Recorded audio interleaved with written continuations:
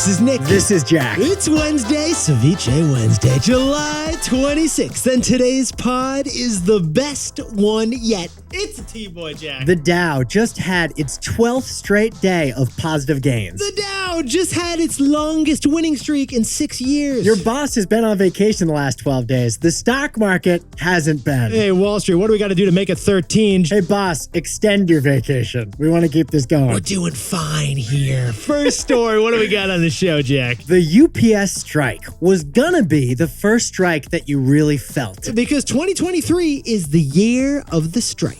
For our second story, Spotify just announced its best user growth ever for a quarter, and then the stock fell by 14%. Yeah, it's because sometimes users are really losers. And our third and final story, if you thought cryptocurrencies were crazy, get ready for this story. This is crazy. What do we got, Jack? WorldCoin is the newest crypto. It requires you visit an orb and scan your eyeballs. Must visit orb. And this isn't just some joke. It's like a venture-backed business. And Jack and I are doing it tomorrow. But more on that later. More on that later. But Yetis, before we hit that wonderful mix of stories. A wild mix of stories, Jack. Love this mix. In 1947, in the Santa Cruz Mountains of California, something happened. Two brothers were camping and cutting wood. They were having a great time together. One of the brothers was messing around a little bit too much and brought the axe down hard. Boom. He looks down, and what does he see? He cut off his brother's finger. Middle finger, gone. If you grow up without a finger, that is a tough circumstance. That is pretty tough. And Jack, what would be kind of a hard thing to do if you're missing a finger? Maybe the hardest thing to do if you are missing a finger would be to play guitar. Probably write off being a guitarist as a career choice if you're missing a finger at an early age. Yeah, it's hard to play a guitar if you have 10 fingers. Can't imagine playing a guitar if you only got 9 fingers. Can't do it. And yet, Nick, that boy grew up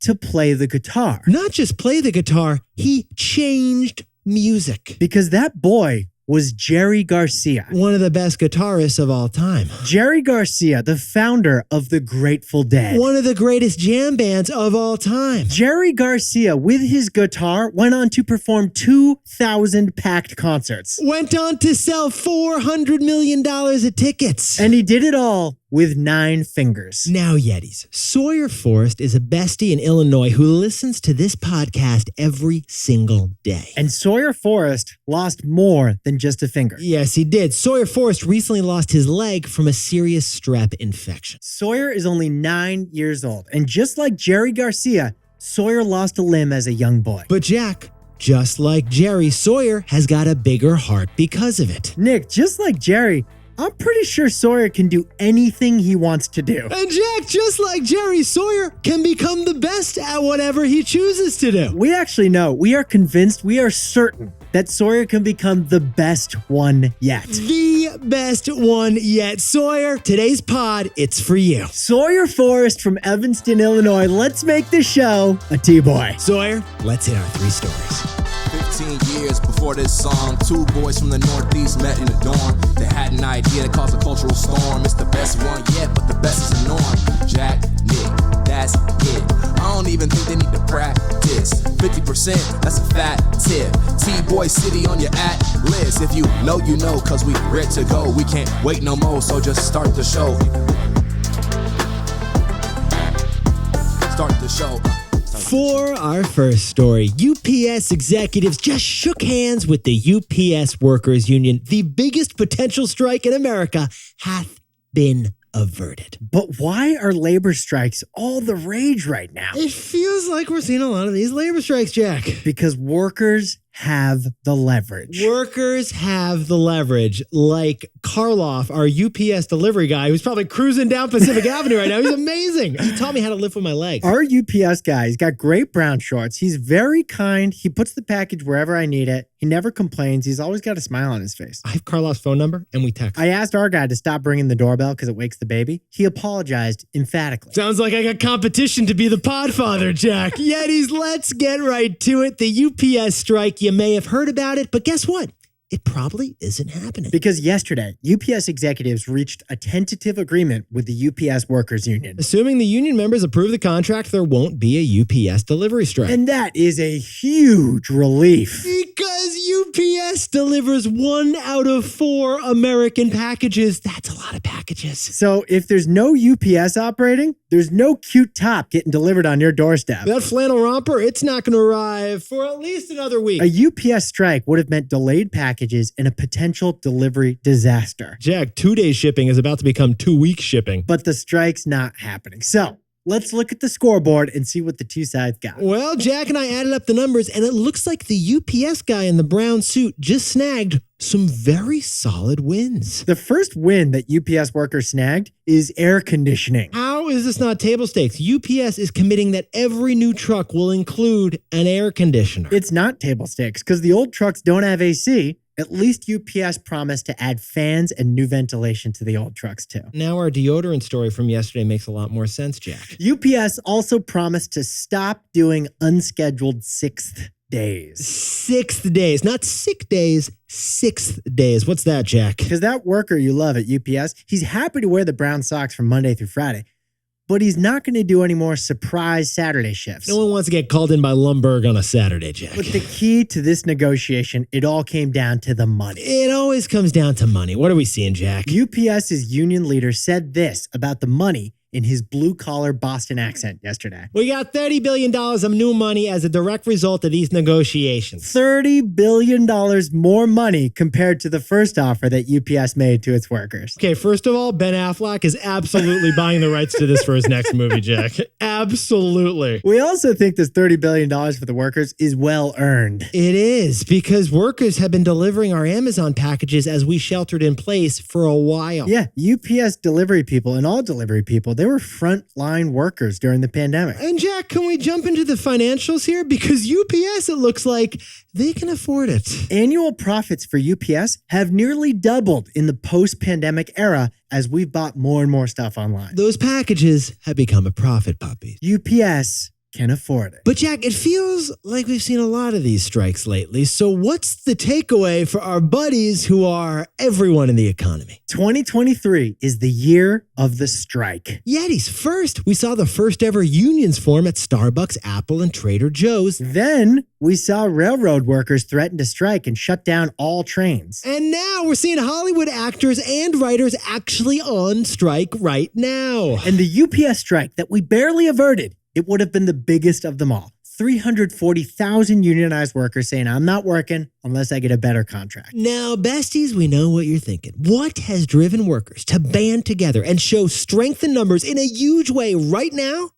It's leverage, because the ridiculously low unemployment rate gives workers so much leverage. Throughout the 2000s and the 2010s, bosses had the leverage. Yes, boss has always had the leverage. They could call the shots, set the rules, set the pay, and replace any worker who had a problem with it. But now, workers know that they have the leverage. Because workers are hard to replace. They can demand more, and they know the bosses are probably going to accept. Add it all up, and that is why 2023 is the year of the strike.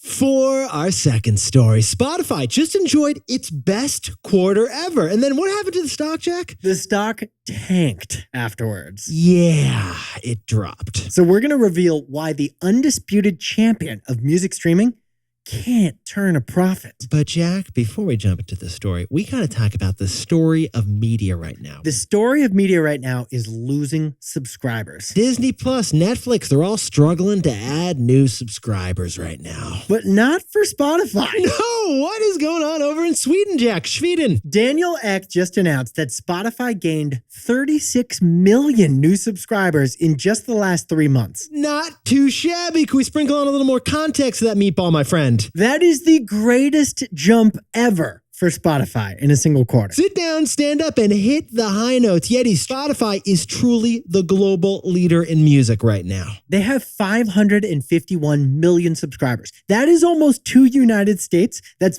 double Netflix, double Disney Plus.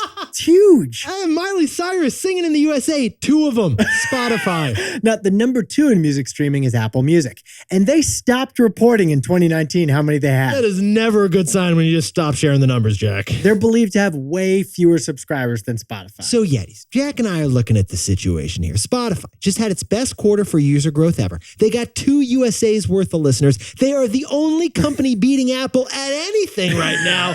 Must be nice, Spotify. Wall Street must be loving Spotify stock right now. And do they, Jack? No. No. Hell no. To quote Shania Twain, that don't impress me much. The stock fell by 14% the moment after Daniel Ek announced these record numbers. So Jack and I were curious. We want to tell the story of what's going on in the financials of Spotify, and what are we noticing, Jack? Advertising is just not working at Spotify. Yetis, remember when Jack and I just said that Spotify had a huge number of subscribers, 551 million of them? Well, only 40% actually pay for Spotify. Only 40% actually pay. The other 60% are listening for free, and they listen to ads. So Nick and I are going to compare the subscribers who actually pay to the subscribers who just listen to ads. All right, first, let's look at the premium paying subscribers, the ones that don't see ads because they pay Spotify for a subscription. In the US, Spotify charges them $10 a month. I've been paying since 2015. Now, Jack, let's look at the non-paying Spotify subscribers, the ones who have to listen to ads. Well, Spotify's making $10 a month on premium customers.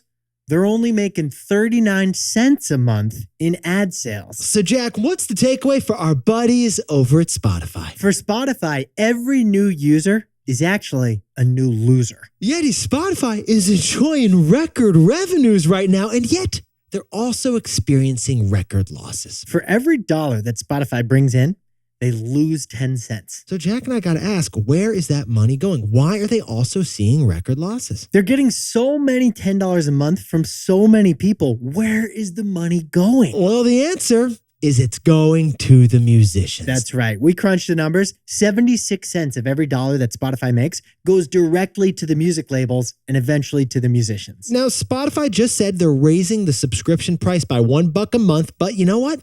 Doesn't really matter month. No, because they have to give most of that $1 a month to the musicians. Even if Spotify raised their subscription price, which they just did by $1, it's not going to matter much because they got to give most of it to musicians. Spotify's red flag for investors has always been this. It's the business model. The 3 powerful music labels take most of the money that Spotify makes. Spotify is number 1 by far in a huge business that happens to not be profitable.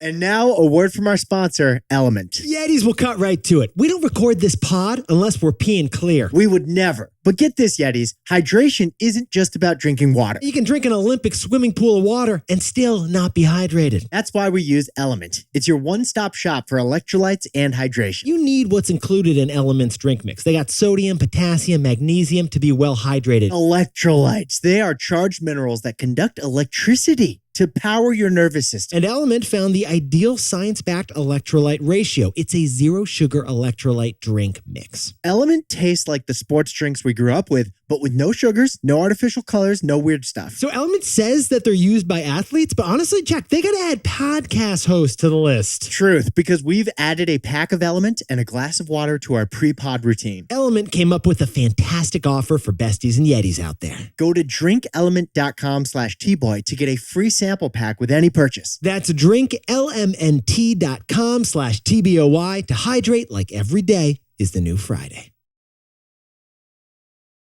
Rocket Money. Yetis, every month for 2 hours, Jack and I read the worst book ever. It's the 15th of the month for me, and that brutal book is my credit card statement. Yeah, you're like trying to remember all those things that you spent money on. Wait, what are these things? By far, the worst part is realizing I'm still paying for that subscription I should have canceled. Yeah, $15 a month for Streaming Plus. A monthly oatmeal meal kit delivery? $85 for a flour delivery going to our old address. Turns out 80% of people have a subscription they forgot they're paying for. 80% of Yetis are paying for something right now that you're not using. Rocket Money is the personal finance app that finds and cancels those unwanted subscriptions. It also monitors your spending, helps you lower your bills all in one place. Since using Rocket Money, we've gotten clear alerts and notifications about subscriptions we may want to ditch. Which makes that 2-hour credit card review at the end of the month a little less freaky. Stop throwing away your money and cancel your unwanted subscriptions. And manage your expenses the easy way by going to RocketMoney.com/TBOY. That's RocketMoney.com/TBOY. What the heck? Let's do it a third time. RocketMoney.com/TBOY.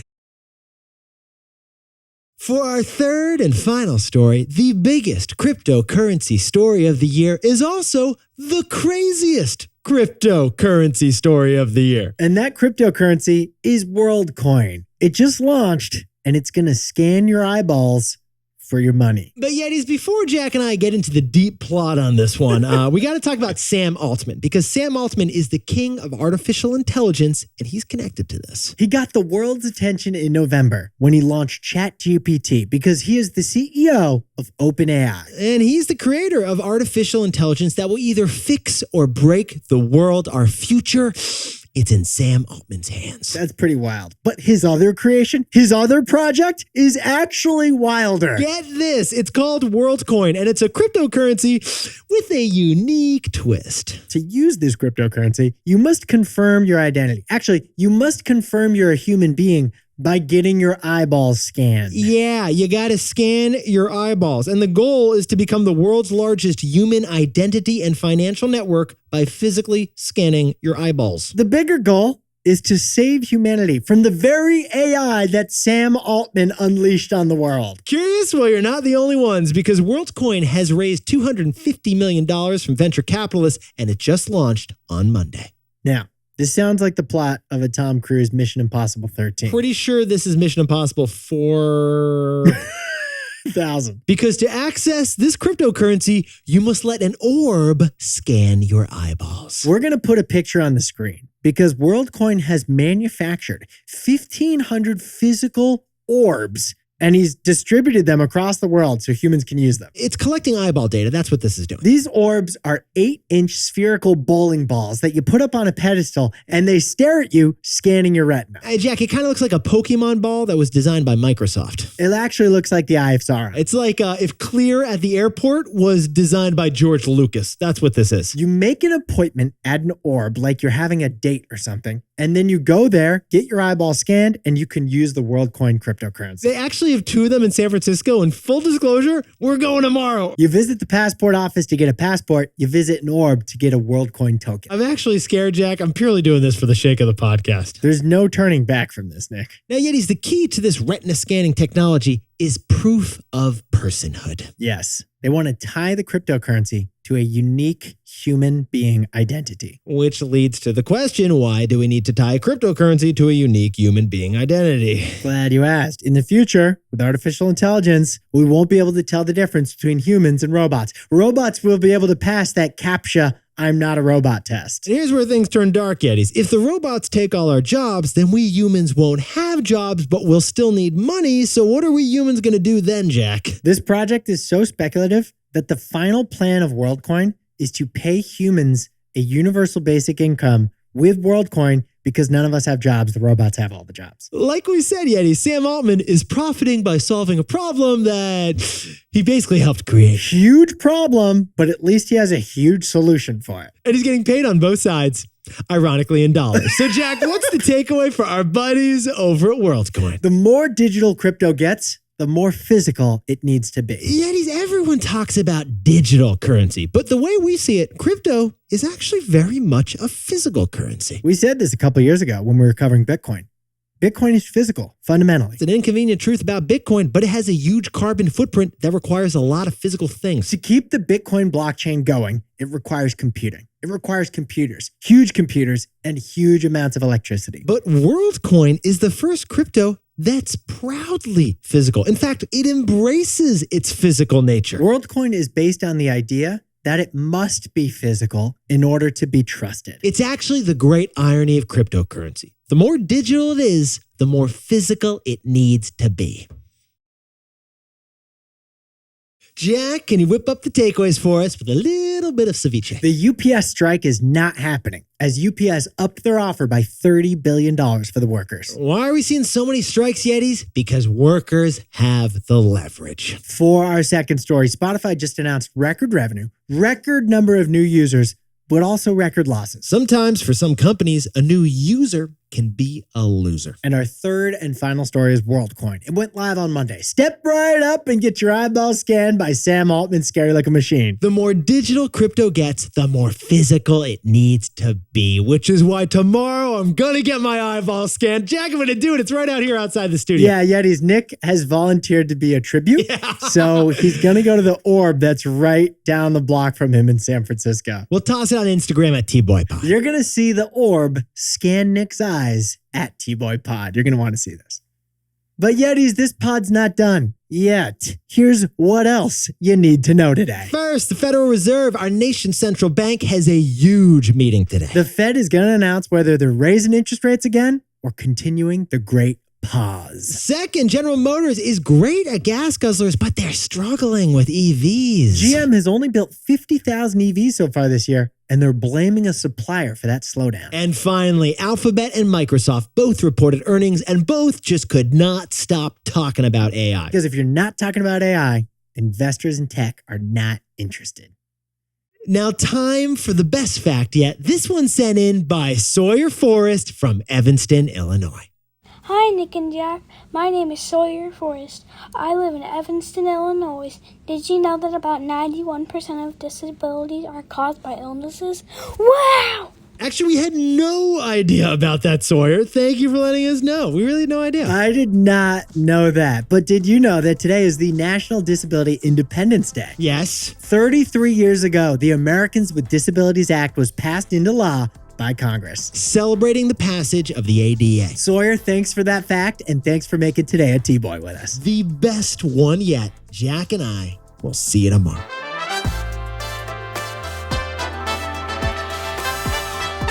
And before we go, a happy birthday to Yeti Joanna Carvalho from lovely Nottingham, England. And happy birthday to Sam O'Shaughnessy in Hong Kong. And Rachel Garungan's turning 30 over in Santa Clara, California. And happy 48th birthday to Brian Steinfeld in Atlanta, Georgia. And Veronica Gethers's happy birthday down in D.C. Happy 7th birthday to Derek Bester in Harrison, New York.